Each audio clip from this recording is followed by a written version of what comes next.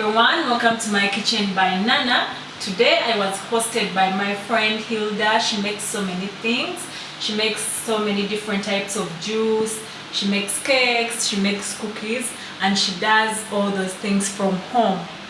Hilda, introduce yourself. Hi guys, welcome to my kitchen by Nana. My name is Kakanzi Hilda and I'm glad to be talking to you today. Well, I do a number of things like juices, I do baking, I do cakes, I do buns, I do cupcakes, cream cakes, and so many other confectionery things. And I do chapatis, I do samosas and kebabs, I do chops and so many other good things. And guess what? Today we're going to be showing you some of the juices that I do, and I know you will enjoy it. Thank you.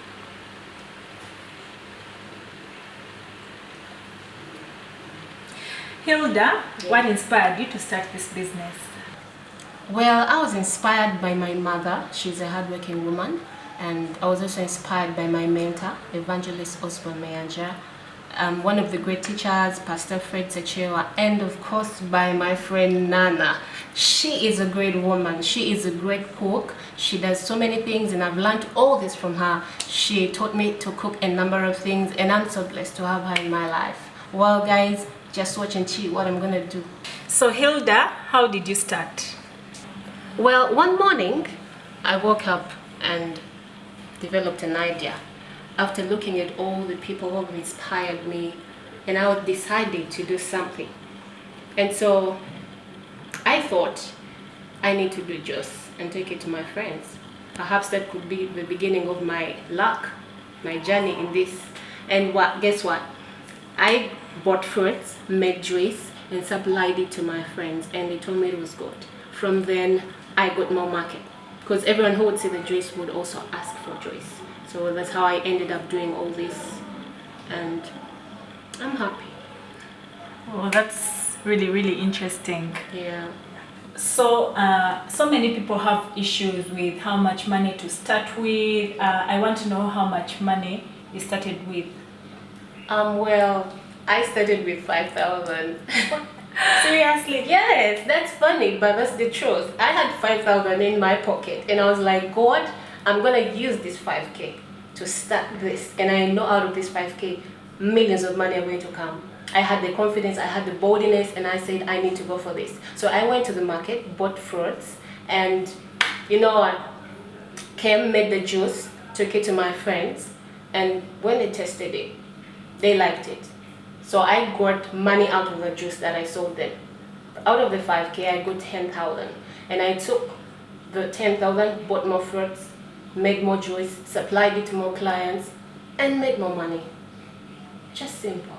That's really inspiring. Yeah. Like, to so many people out there who fear like to start because they don't have money. Yeah. I mean, that's a good message to them. Yeah, I know. Yeah. But we can start with, you can start with anything, any amount of money. But don't make big. So, how do you get your customers? Well, first of all, the people who tested my juice at first told some other people about the juice, and they also made orders. And that's how the process has been. Everyone who tests the juice tells other people who also make orders. So you realize that I keep getting more customers because the people commend me to other people. Secondly, I've been advertising my juice on my status. I post what I do daily on my status for my friends to see. And then I've been doing marketing. This is very important for every businessman. You are going to be the first promoter of your product. And you want people to know what you're doing, you want people to take what you're doing, you need to go out there and advertise and market your product. So that's what I've been doing. I've been moving from place to place, meeting various people and telling them about the juice. I've actually had to give some a sample because I realized some people will not take your product unless without they test testing it. it. Yeah, people really want to see and taste and then know, oh, this is good. So that's how I've been getting the market. And yeah, just that. But marketing is very important. So, what benefits have you got from this business so far? Well, from this business, I've been able to acquire so many friends. Every time I go out to sell this dress, I meet new people. And of course, as you know, when you're dealing with your clients, you need to be friendly. So through this, I've acquired more friends, so many friends. I've acquired so many contracts. As you know, every time I've been moving out to market this dress, and people ask me what else I do. And I tell them I do baking, I do samosas, I do chapatis, and so many things. And they're like, oh, so can you make an order for cakes? And I'm like, yes, do. So I've gotten orders for cakes, I've gotten contracts for snacks, and I'm happy about that. I didn't know that would happen, but through this dress, that has come, and I'm grateful. Well, that's really encouraging for something to be a few months old and you're already benefiting from it. Yeah. It's really, really encouraging. True that. Are there any lessons you've learned while doing this business? Well, I've learned that customers are our bosses, and in that way we have to respect them and keep time. When your customer says, I need juice at 9 a.m., you have to make sure the juice is there by 9. When you don't, he'll give up on you. So in that way, we realize that you need to do what they tell you to continue serving them. I've also learned that people have different tastes and preferences. What you do for one person will not work for the other. You may do mango juice for one person, and the other one says, I want jackfruit juice. Or the other one says, I want coconut juice, I want pumpkin juice. So you're not going to think for everyone and say, I'm going to do a cocktail, it will work for everyone. No. Everyone has taste and preference. So you consider their taste too. I've also learned that it's very important to be friendly when you're dealing with these people, because the more you're friendly to them, the more they will connect you to more people. But when you go to them with this rude face, this angry face, I tell you, man, you're going to scare them away. So you need to be friendly, have a smiling face. And then I've learned that presentation is very important. If you are going to market your product, you ought to be presentable. I mean, in the way you talk, the way you dress, because I've realized some people are going to buy you, not the product. You know what I mean? Someone will buy your dress, someone will buy your smoothie because they saw you are very smart, you looking good. And so they're like, oh, if this person selling the juice looks good, then it means the juice is also good, it's healthy. So presentation is very important as you're marketing your product. And as well, of course, doing quality things. You need to do quality things. People are looking for quality stuff. They don't want half-baked things. So you ought to do your best. You need to be excellent when you're serving your clients. Do the best product. And guess what? Man, people will just look for that. They will run to get it. So that's really... And maybe lastly, I've also learned to endure. Not every day will be a good day. But you need to endure and keep moving. Sometimes you will realize that you will have too much supply, yet the demand will be too low. And sometimes you'll have too much demand when the supply is low. So you realize that you need to endure and just move on no matter what. You're like, I'm gonna make it. You have the confidence and the boldness and just shoot it. Well, a number of challenges that I've encountered so far. Well, one, you realize that some clients will demand for your product, but on that, and they're like, hey, bring the products, I'll pay you later. And because you need the money and you need to keep them, you just keep supplying the product. And sometimes the weather is not friendly. You realize that it's so rainy. When it's a rainy season, the demand goes low. But when it's a sunny day, the demand will be high. Okay. So that's there. Sometimes you may do a lot of trees and expecting people to take it, and all of a sudden a sunny day turns out to be a rainy day, and you're like, oh. And the other challenge I faced is some clients are rude. You approach someone when you produce or give them what, like the general clients whom you're serving on a daily basis, sometimes you may take them a product thinking you've thought for them.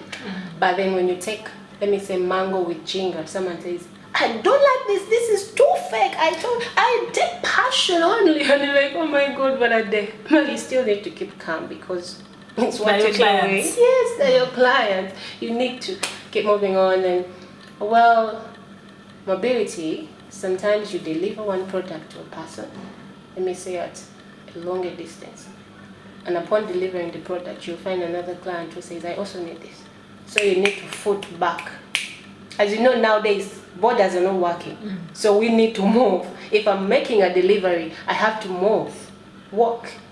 And when you reach, maybe you've delivered your product to a person who is 1 kilometer away from your source, you realize you need to foot to and fro and take maybe for another client who also wants.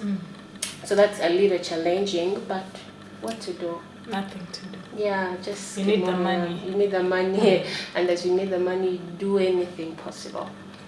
Well, the other challenge I can talk about is some fruits are rare. Someone will tell you, I want strawberries, I want pears.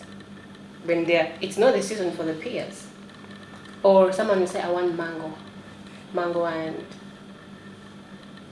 someone will say, I need, someone will ask for a rare fruit. Maybe I need a kiwi. I need kiwi juice. And you know kiwi fruits are only made, they're farm produced in Kenya.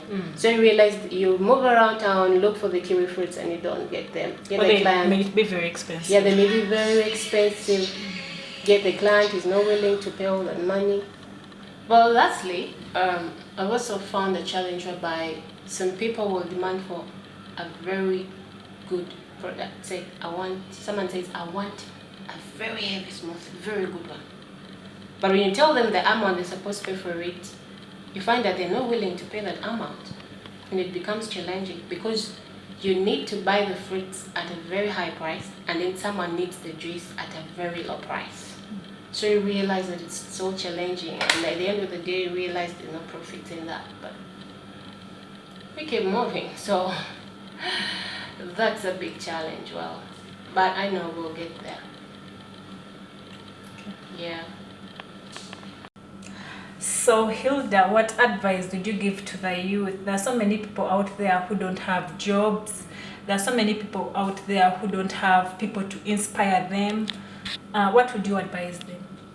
Well, what I advise the youth out there is to make sure they find or start up income generating activities, however small they may be. You know, as a youth, you should develop this mentality that you're not going to get everything from your parents, because you never know what may happen. Sometimes your parents may not have the money at the moment you need something. So to be on a safe side, you need to start up something. You should be creative as young people. Develop an idea, however small it may be. Small things grow into big things. Because every big person you're seeing now has a testimony of where they started from. Some people had a bad beginning, but today we're looking at them as billionaires. Why? They developed ideas, created the faith, developed faith in them that they will succeed, and they went on. It doesn't matter how much money you have. You can start with the little you have. It can even be 500. It can be 1,000. Any money you have, you can start. You don't have to say that because I don't have money, I won't start this, I won't start this. No, kick that fear out of you and go for it. Do something. Or because I have my books.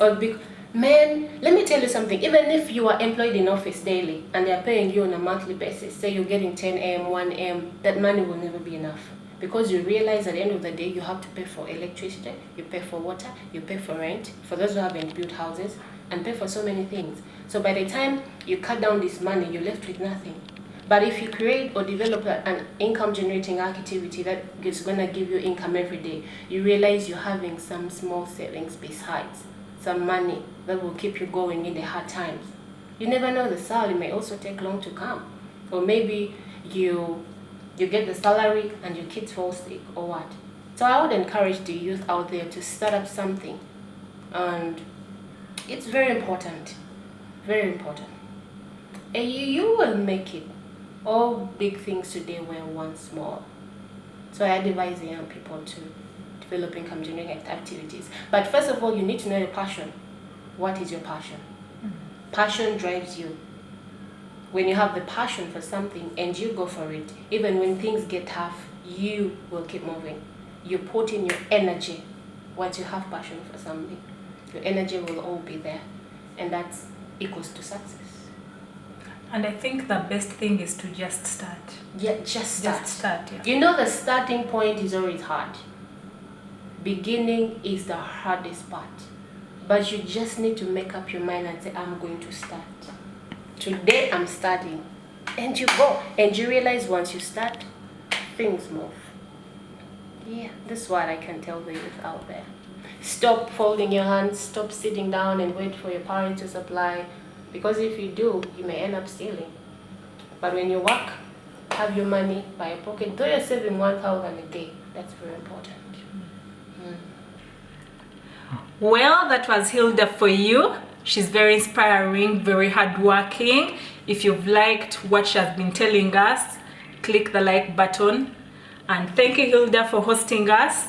Don't forget to comment, like, and subscribe to My Kitchen by Nana. Thank you for watching the video.